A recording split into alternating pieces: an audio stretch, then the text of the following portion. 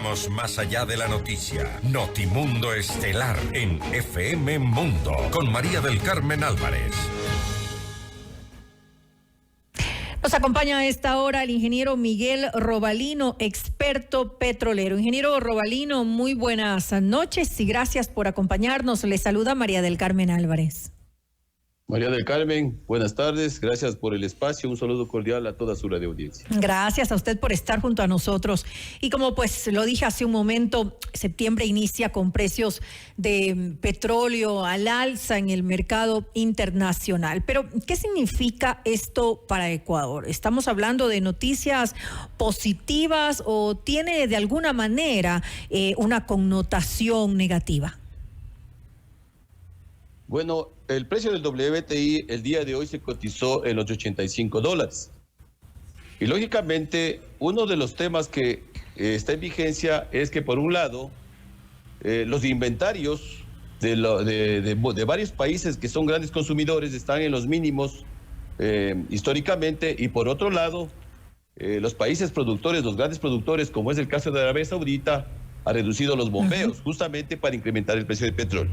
Y un tercer factor que es importante es de determinar que va a haber una demanda, digamos, para el 2024, para el próximo año, en unos meses, de casi 2 millones de barriles de petróleo diario. Entonces, con este contexto, el precio se proyecta con una tendencia al alza o va a llegar a una meseta de los $90. ¿Qué influye en el Ecuador?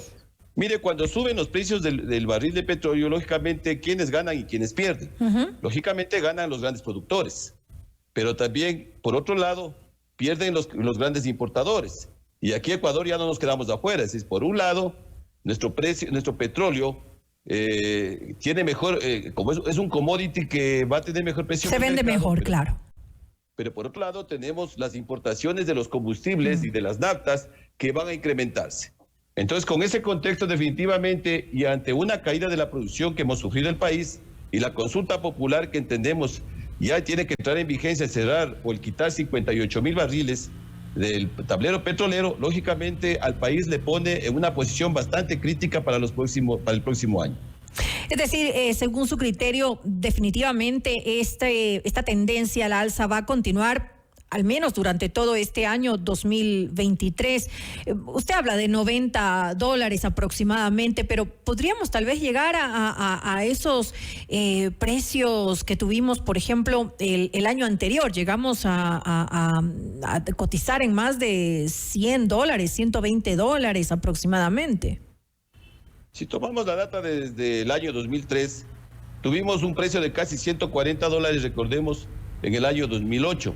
Y tuvimos un precio de menos $37 del 20 de abril del año 2020. Es decir, la volatilidad de los precios, que lógicamente tiene muchísimos marcadores, que no solo es oferta y demanda, sino que hay también marcadores de carácter geopolítico, como puede ser, por ejemplo, el caso de la guerra que justamente estamos viviendo también en Ucrania. Porque de alguna manera lo que se está entendiendo es que, si bien es cierto, ha habido bloqueos internacionales hacia Rusia, pero eso no ha significado que Rusia, por un lado, ha bajado los bombeos. Es decir, ellos de alguna manera su petróleo lo han colocado a precios mucho más cómodos, y de eso se han aprovechado, así es el término, justamente los países asiáticos. Entonces, la proyección que se viene, y de acuerdo a la Agencia Internacional de la Energía, es que hay una tendencia que se irá marcando, pero sobre los $90.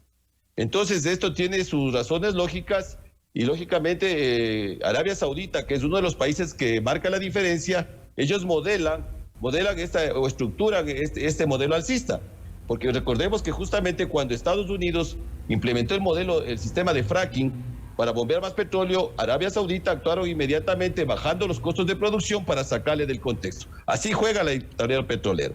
Pero más allá de eso, María del Carmen, lo importante es saber qué va a pasar con nuestro país. Entonces, yo he anunciado, y varios análisis que he realizado, que vamos prácticamente a lo mejor entrar a una mini crisis energética. Por un lado, por el desabastecimiento de combustibles, por una muy mala planificación del gobierno saliente.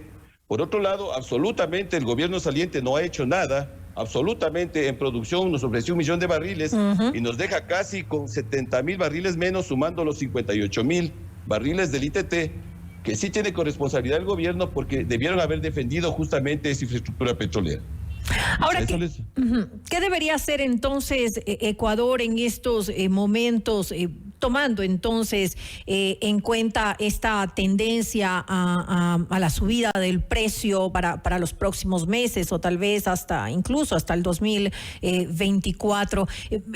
¿Qué debería hacer el siguiente gobierno? Mire, la situación energética del país es sumamente crítica. Yo podría definir desde la parte técnica que los sectores estratégicos y energéticos, este es uno de los gobiernos que quedará marcado en la historia como el peor manejo que ha habido. Y no lo digo yo, lo dicen los datos. Una producción petrolera caída, un estiaje que nos viene justamente y que no se tomó las prevenciones para que justamente la parte de la energía no le falte al país. En el tema minero no se hizo absolutamente nada por solucionar la minería ilegal y mucho menos los catastros mineros. Es decir, es un contexto muy complicado. Pero tenemos que seguir adelante y lógicamente yo recomendaría al nuevo gobierno que primero, lógicamente, entre con responsabilidad y que entre con alguna planificación, con alguna propuesta. Mire, por ejemplo, el tema de la refinería de Esmeraldas, que era sumamente importante para poder industrializar nuestro petróleo, porque por ahí es el camino, justamente para no depender de importar derivados, que significa salida de divisas, ya lo dejan para el próximo año. Es decir, 2 años y medio que está este gobierno y no hicieron absolutamente nada por el tema de refinación, y de acuerdo a algunos informes de hoy día que sacó el Ministerio de la Energía, prácticamente le dejan para el otro año. El problema de ITT también le dejan al gobierno. ¿Yo qué recomendaría? Bueno, el poco petróleo que tenemos, María Carmen, lo poco que tenemos que tratar de manejarlo bien. No podemos hacer mucho porque definitivamente, vuelvo y repito, los buenos precios a los países que no nos hemos preparado para tener una producción vigorosa no nos beneficia mucho, y más aún si somos importadores. Entonces, por lo menos, yo plantearía que se comiencen a establecer o que se llegue con políticas energéticas que se desarrollen en el sentido de dar comienzos a diferentes aspectos. Uno de esos, industrializar el petróleo. Otro de esos, justamente ver cómo vamos a incrementar la producción para recuperar los 58,000 barriles más los 25 que este gobierno lo dejó caer por una mala gestión, un mal modelo de la industria, para seguir avanzando. Porque lo que sí tenemos es un potencial hidrocarburífero interesante, que eso es lo que nos tiene que motivar. Es decir, lo que debería tomarse en cuenta es, primero, importantísimo empezar a pensar en otras energías alternas para nuestro país. Luego, hablar de una refinería que cumpla con los objetivos que se requieren para la refinación, obviamente, del petróleo, no tener que vernos afectados por la importación de los productos. Y el tema de recuperar de alguna manera lo que estamos perdiendo en el tema de la producción, por una parte con obviamente lo que vamos a perder por el tema de la consulta popular, y también, usted lo ha dicho bien, lo que se ha dejado de hacer por parte de este gobierno, que era un ofrecimiento claro y conciso y no se cumplió. ¿Qué tan factibles son poder llegar a emprender todas estas soluciones, digamos, en un corto plazo? En un corto plazo es muy difícil, María Carmen. Estas son industrias, petróleo, gas y minería, que en los cortos plazos hablamos de no menos de 2 años. Los medianos de no menos de 5 y los largos plazos de 20, 25 y 30 años. Pero lo que sí debemos comenzar, y de una forma seria, es realmente a generar o fabricar políticas energéticas, sobre todo pensando en la seguridad energética del país. Es decir, alguien tiene que garantizarnos abastecimiento de energía, de combustibles, etcétera, porque definitivamente las economías sin energía no funcionan. Entonces, lo que se tiene que hacer desde mi punto de vista es dar pasos firmes, y el nuevo gobierno tiene la obligación, primero, de poner en la cabeza de las carteras de energía y de las empresas importantes, petroleras, mineras, etcétera, a gente que realmente primero conozca, tenga técnica y tenga muchísima ética, y que realmente vayan convencidos de que el país les necesita y a servirse. Y de ahí va para servir al país. Entonces, lo que se tiene que plantear en la industria petrolera es con una planificación que se traiga, vuelvo y repito, justamente determinar, primero, vuelvo y repito, que el país comencemos una fase de industrialización que es importante. Es decir, continuar con la refinería del Pacífico, el poco petróleo. Tenemos que primero cubrir la demanda interna. Son 260,000 barriles diarios que consumimos, María del Carmen, y por otro lado importamos el 60%. Es decir, el primer objetivo del gobierno que venga es hacer una planificación de corto, mediano y largo plazo, de realmente ser industrializadores, cubrir la demanda interna, que eso es importantísimo, Y por otro lado, inclusive tener la posibilidad, porque así tenemos que pensar, inclusive ser más bien pasar de ese statu quo de productores de materia prima a industrializadores, inclusive para poder vender combustibles. Y lo mismo en el tema de gas, que es otro tema que lo han dejado sumamente descuidado. Igual la licitación del Campo Amistad le han dado largas y definitivamente van a dejar para el nuevo gobierno, pero es importante que también se incremente la producción de gas. Tenemos un potencial igual en la zona del Campo Amistad, y eso es lo que tenemos, se tiene que aprovechar. Es que justamente el problema es, y usted lo dijo, que es difícil hablar de proyectos a corto plazo, obviamente, pero el próximo gobierno entonces, ¿qué podría hacer? Porque usted lo dice, se puede generar planes específicos para avanzar con estos proyectos, pero también hay que ver qué pasa en el gobierno del 2025, es decir, de qué serviría. Lastimosamente aquí viene el problema de la continuidad de los planes y proyectos, es decir, cualquier proyecto que elabore este gobierno obviamente tendrá que ser ejecutado por el que viene y tal vez por el que viene también después. ¿Eso podemos realmente esperar aquí en nuestro país?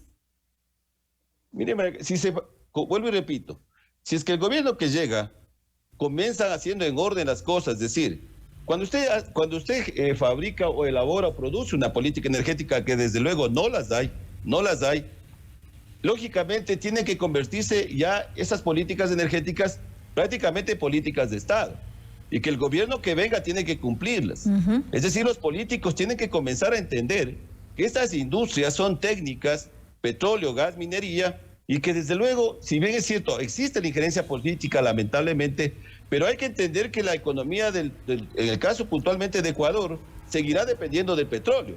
Y entender algo importante, nosotros no somos un país petrolero, somos un país con petróleo. Es decir, somos un país con gas, con minería, con camarón, con agricultura. Pero lógicamente la industria petrolera ha demostrado que su rentabilidad sí ha llegado, pero lógicamente los malos manejos y las malas administraciones son las que no han hecho que esto se consolide donde realmente se necesita. Pero entonces, si se llega con una planificación o con planes estratégicos, porque estas industrias funcionan así, que queden de largo plazo y hay que apegarse al plan, sí funcionan. Tenemos casos como el de Colombia, aquí muy cercano.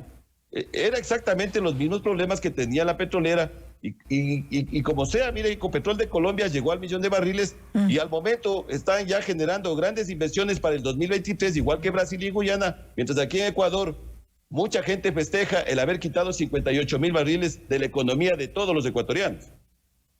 Siendo lamentablemente tan importante ese ingreso para nuestro país, aunque también debemos pensar en una transición en Ecuador para que no tengamos tampoco que depender tanto del petróleo. Nuevamente gracias al ingeniero Miguel Robalino, experto petrolero, por habernos acompañado en este espacio. Muchas gracias, un saludo cordial y a la hora.